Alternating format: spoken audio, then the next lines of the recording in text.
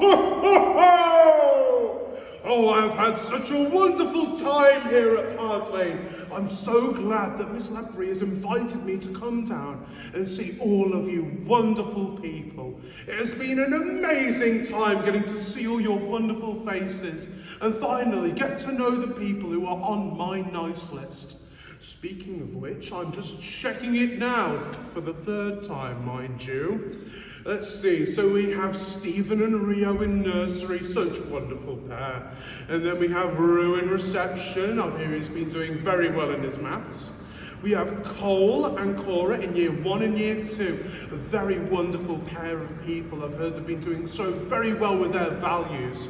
And then we have Gracie in year 3, wonderful handwriting I've seen in her letters. Same with Bo, Daniel and Jamie in year 4. Oh, fantastic trio on there. Now let's have a look. We have Karis and Nirad in year 5. Wonderful work that they've been churning out at school. Wonderful stuff in maths as well. And then we have Anya in year 6. Oh my, just the wonderful things that she's been coming out with. Fantastic. This is rather strange. It appears I have a new name on my naughty list. Mr. Skilling. Oh, I don't know what his name's doing on here, but whatever he is doing that's naughty, he better stop it quick before Christmas. Hello there, boys and girls. I am Father Christmas, and I've been told to come down here on this very special evening to read you guys a nice little bedtime story in preparation for tomorrow. This story is called "'Twas the night before Christmas." 'Twas the night before Christmas, when all through the house not a creature was stirring, not even a mouse. The stockings were hung by the chimney with care, in hopes that St. Nicholas, that's me, will soon be there. The children were nestled all snug in their beds, while visions of sugar plums danced through their heads. And Mama in her kerchief and I in my cap had just settled down for a long winter's nap. When out on the lawn there arose such a clatter, and I sprang from my bed to see what's the matter. Away to the window I flew like a flash, tore open the shutters and threw up the sash. The moon on the breast of the new fallen snow gave the lustre of midday to the objects below. What my undering eyes should appear? But a miniature sleigh and a tiny reindeer,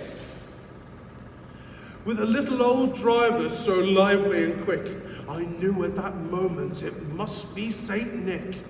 More rapid than eagles, his coursiers they came, and he whistled and shouted, and he called them by name. Now Dasher, now Dancer, now Prancer, on Vixen, on Comet, on Cupid, on Donner, on Blitzen, on Rudolph. To the top of the porch, to the top of the wall. Now dash away, dash away, dash away all. I say that, you know.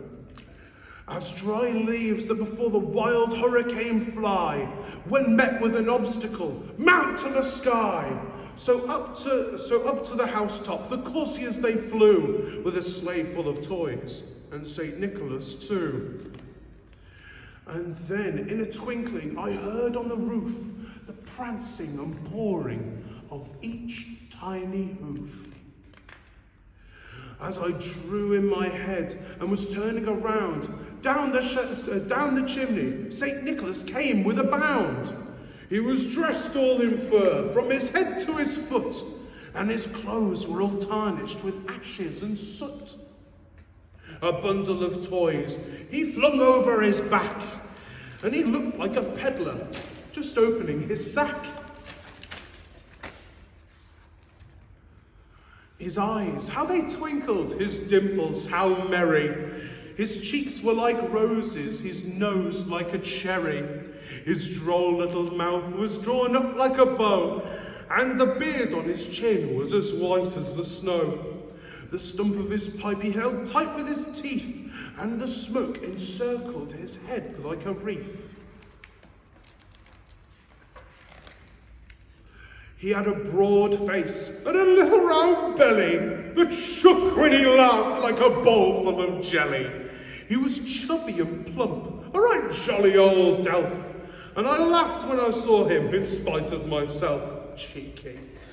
In a wink of his eye and a twist of his head soon gave me to know I had nothing to dread. He spoke not a word, but went straight to his work and filled all the stockings, then turned with a jerk, and laying his finger aside of his nose and giving a nod, up the chimney he rose.